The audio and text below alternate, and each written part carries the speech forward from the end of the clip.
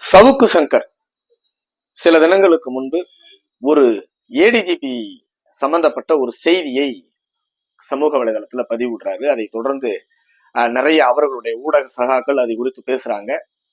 அதன் பிறகாக ரெட்பிக்ஸ்ல ஃபெலிக்ஸ் அவரை ஒரு நேர்காணல் எடுக்கிறாரு. அதுல அந்த ஏடிஜிபி சம்பந்தமா பேசிட்டு வரும் பொழுதே பெண் காவலர்களை பற்றி ஒரு மிக மோசமான, ஆபாசமான, அருவருக்கத்தக்க கருத்தை பதிவு செய்கிறார். அந்த கருத்தின் மீது சில சமூக ஆர்வலர்கள், பெண் காவல் அதிகாரிகள் எல்லாம் புகார் தெரிவித்ததின் பேரில் அவர் தற்போது கைது செய்யப்பட்டு கைகள் உடைக்கப்பட்டிருக்கிறார் அப்படின்னு செய்திகள் இப்ப வரைக்கும் நம்ம பார்த்துட்டு இருக்கிறோம், படிச்சுட்டு இருக்கிறோம், கேட்டுட்டு இருக்கிறோம். நியாயமா அவன் பேசின கருத்துக்கு அவன் கைகள் உடைக்கப்பட்டிருக்க கூடாது, அவன் வாயை தான் உடைச்சிருக்கணும். இது எவ்வளவு ஆபாசமான கருத்து, எவ்வளவு மோசமான கருத்து. தமிழ்நாட்டுல இப்பதான் பெண்கள் காவல் பணி அளவுக்கு வீட்டை விட்டு வெளியேறி மிகப்பெரிய பொறுப்புகளை சுமர்ந்து நிக்கிறாங்க.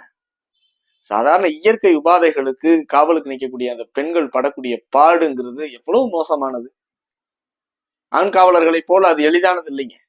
பெண் காவலர்கள் படக்கூடிய துன்பம், துயரம்ங்கிறது ரொம்ப மோசம். அதுலயும் கிராமப்புறத்துல இருந்து வெளியேறி வரக்கூடிய பெண்கள் எதிர்கொள்கிற சமூக சிக்கல் அதை விட மோசம். இத்தனையும் கடந்து தன்னுடைய குடும்ப சுமையையும் ஒரு பக்கம் தங்களுக்கு கொடுக்கப்பட்ட பணிச்சுமையையும் தூக்கி சுமந்துட்டு இருக்கக்கூடிய பெண்களை பேசும் பொழுது கொஞ்சம் கூட கூசல நம்ம இது எவ்வளவு மோசமான கருத்து. உலகில் எந்த நாட்டிலையும் காவல்துறையையோ ராணுவத்தையோ டிமாரலைஸ் பண்றதை எந்த அரசும் ஏற்றுக்கொள்ளாது. அதிலும் இவன் பேசுற கருத்துங்கிறது ரொம்ப ஆபத்தானது, ரொம்ப மோசமானது. எப்படி இனி இந்த மாதிரி பண்ணுனா எப்படி பெண்கள் காவல் பணிக்கு மீண்டும் வருவாங்க? எப்படி சிலர் வீட்டுல காவல் பணிக்கு அந்த பெண்களை அனுப்புவாங்க? விளையாட்டுத்துறை இந்த மாதிரியான துறைகளுக்கு மேடேறி வரக்கூடிய பெண்கள் எப்படி வருவாங்க தைரியமா? இதை கூட சில அதிமேதாவிகள் அவர் தேவேந்திரகுல வேளாளர் என்பதால் தான் இந்த மாதிரி எல்லாம் பண்றாங்க அப்படி. ஆனா எந்த மாதிரியான லாஜிக், என்ன மாதிரியான கருத்து, இந்த மாதிரி எல்லாம் சிந்திக்கிறது என்ன மாதிரியான மூளை அது? அது முதல்ல மூளையாது. அவன் தேவேந்திரகுல வேளாளர் அரசாணைக்கு நம்ம எல்லாம் போராடிட்டு இருக்கும் பொழுது அவன் தம்பி அமர்நாத்ங்கிற ஒருத்தவனை வச்சு வழக்கு தொடுத்து இன்னொருத்தவங்கள்ட்ட காசு வாங்கி அந்த பிரச்சனையை எவ்வளவு தூரம் பண்ணான்னு எல்லாருக்கும் தெரியும். இப்ப பட்டியல் வெளியேற்றம் பேசும் பொழுது பட்டியல இருந்து வெளியேனா அவங்க பொண்ணு கொடுப்பாங்களா, இவங்க பொண்ணு கொடுப்பாங்களான்னு குதர்க்கம் பேசிட்டு இருக்கிறான். அவன் ஒட்டுமொத்தமாக இந்த சமூகத்திற்கு எதிராக, இந்த சமூக வளர்ச்சிக்கு எதிராக பேசிட்டு இருக்கான். ஏன் அவன் பேசின அந்த பெண் காவலர்களை பற்றி பேசுறானே, அதில் தேவேந்திரகுல வேளாளர் சமூகத்தை சேர்ந்த பெண் காவலர்கள் இல்லையா? எத்தனை நூற்றுக்கணக்கான பெண் காவலர்கள் தேவேந்திரகுல சமூகத்தை சேர்ந்த, அதுவும் கிராமப்புற பெண் காவலர்கள் இருக்கிறாங்க. அவர்களுக்கு இது பங்கு ஆகாதா? அவர்களும் இதில் பாதிக்கப்பட மாட்டாங்களா? மன உளைச்சலுக்கு ஆளாக மாட்டாங்களா? இந்த மாதிரி பேசுறதெல்லாம் முதல்ல நிறுத்திக்கணும். அவன் ஒரு ஊடக கைக்கூலி, ஊடக கூலிப்படை. அவன் இந்த விஷயத்துல மட்டும் இல்ல, அவனோட குடும்ப வாழ்க்கையிலேயே அந்த நிலவு மொழின்னு அவங்களுடைய முன்னாள் மனைவி ஒரு இதை கூட பதிவு பண்ணியிருக்கிறாங்க. அவன் ஆண்டாண்டு காலமும் காலகாலத்துக்கும் யாரையாவது பிளாக்மெயில் பண்ணி பிச்சை எடுத்து அதில் வயிறு வளர்த்து உயிர் வளர்த்து அதில் பப்ளிசிட்டி தேடி, அதான் அவனுடைய லைஃப் ஸ்டைல். நான் இதை பல இடங்கள்ல பல விஷயங்கள்ல அவன் ஒரு ஊடக கைக்கூலிங்க, ஒரு ஊடக கூலிப்படைங்கன்னு பல இடங்களை தெரிவிச்ச பொழுது சிலர் எதை எப்படிங்க சொல்றீங்க அப்படி இப்படிலாம் கூட கேள்வி எழுப்புனாங்க. அதுக்கு உதாரணத்துக்கு கள்ளக்குறிச்சி ஸ்ரீமதி மேட்டர்ல நாங்க சொல்லும் பொழுது என்னங்க அப்படின்னு கேட்டாங்க. இந்த பாருங்க, இந்த வீடியோவை பாருங்க. கள்ளக்குறிச்சி இஷ்யூ இல்ல, அந்த பள்ளி நிர்வாகத்துல பணம் வாங்கினாரா இல்லையா? வாங்கிட்டாரு, நானே சொல்றேன். வாங்கிட்டு தானே பேசணும். ஆமா, வாங்கிட்டாரு. அதனால என்கிட்ட தட்டு தடுமாறி அப்புறம். ஆமா ஆமா, இது எல்லாமே ஃபெலிக்ஸ்க்கும் தெரியும் இல்ல? அவரும் போயிட்டு தானே வந்தாரு கள்ளக்குறிச்சிக்கு. ஓஹோ. ஃபெலிக்ஸும் போயிட்டு ரிட்டர்ன் வரும்போது அந்த ஸ்கூல் ஓனரே போன் பண்ணி என்ன மீட் பண்றது கூப்பிட்டாரு. நாங்க திரும்பவும் போனோம் கார்ல. ஏதோ ஒரு இடம் ஒண்ணு சொன்னாரு. அந்த இடத்துல உட்காந்து நானு, அந்த பள்ளியுடைய நிர்வாக ஓனரு எல்லாருமே நாங்க உட்காந்து அங்க பேச. சவுக்கு சங்கர், ஃபெலிக்ஸ் ரெண்டு பேரும் கள்ளக்குறிச்சி போனாங்க. கள்ளக்குறிச்சி நிர்வாகியை பார்த்தாங்க, டீலிங்க முடிச்சாங்க, பணத்தை வாங்கினாங்க, வெளியே அவதூறு பரப்புனாங்க. ஆமா ஆமா பண்ணாங்க. இவங்களாம் என்ன மனுஷங்க இவங்களாம்? புரியுதுங்களா? அவரும் கள்ளக்குறிச்சி ஸ்ரீமதி மேட்டர்ல மட்டும் கிடையாதுங்க. இதே சேலம் விவசாயிகள் விஷயத்துல என்ன பண்ணா? விவசாயிகளுக்கு எதிராக சிலர்கிட்ட பணத்தை வாங்கிட்டு நின்னா, பேசினா, மூச்சு கட்டி பேசினா, இடி டிபார்ட்மெண்ட்டுக்கு ஆதரவா பேசினா. இடி டிபார்ட்மெண்ட் சாதி பெயரை குறிப்பிட்டு அந்த விவசாயிகளுக்கு கடிதம் எழுதியதை ஜெனரலைஸ் பண்ணா, நியாயப்படுத்தினா. ஒரு விஷயம் ரெண்டு விஷயம் இல்ல, ஒட்டுமொத்தமாக அவன் காசு கொடுத்தா யாருக்கு வேணாலும் எதிராக பேசுவான், யாருக்கு வேணாலும் ஆதரவா பேசுவான். இவனை அங்கீகரிப்பது என்பது, இவனை ஆதரிப்பு என்பது, இவனுக்கு ஆதரவாக பேசுவது என்பது மனித குலத்திற்கு எதிரான நடவடிக்கைங்க. இவன் மனித குலத்திற்கே எதிரானவன். ஃப்ரம் த பிகினிங், இவன் பிறப்பிலிருந்து தற்போது வரை அவன் ஒரு ஒட்டுண்ணி.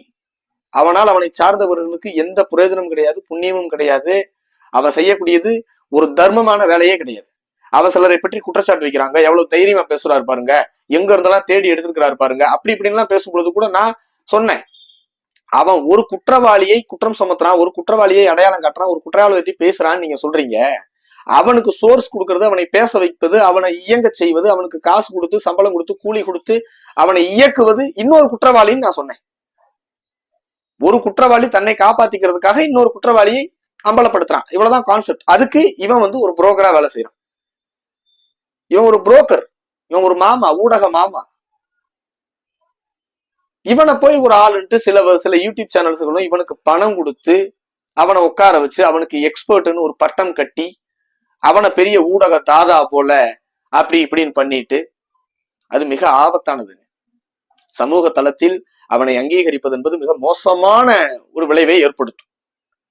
அவன் எல்லா விஷயத்திலையுமே இந்த மாதிரியான நிலைப்பாட்டத்தான் எடுப்பான், இதைத்தான் செய்வான். நாங்கள் தொடர்ந்து அவன் ஆபத்தானவன், அவனை வளர விடுவது, அவனை ஆதரிப்பது, அவனை அங்கீகரிப்பது என்பது ஆபத்துன்னு பல இடங்கள்ல சொன்னோம். இப்ப அது நிரூபணம் ஆயிருக்கு. இன்னும் அவனை பற்றி நிறைய செய்திகள் வந்துகிட்டே இருக்கும்.